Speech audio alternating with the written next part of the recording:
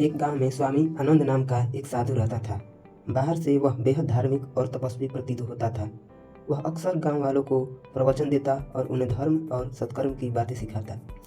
उसकी मधुर वाणी और धार्मिक परिधान के कारण लोग उसे ईश्वर का स्वरूप मानते थे। गांव की एक महिला सुमित्रा, जो विधवा थी और अपने बच्चे के लिए सहारा ढूंढ रही थी, स्वामी जी के पास मदद के लिए गई।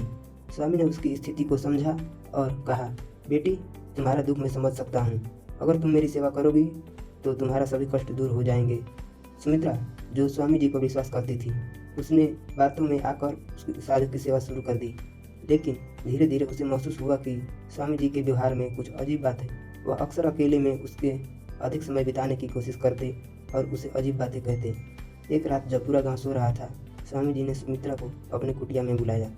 उन्होंने उससे कहा, तुम्हारी मुक्ति तभी संभव है जब तुम मेरा पूरा विश्वास करोगी और मेरे निर्देश का पालन करोगी। लेकिन सुमित्रा को उन बातों में एक स्वार्थ और वासना का भाव महसूस हुआ। सुमित्रा को एहसास हुआ कि स्वामी आनंद कोई सच्चा साधु नहीं, बल्कि एक ढोंगी और हौसी व्यक्ति है।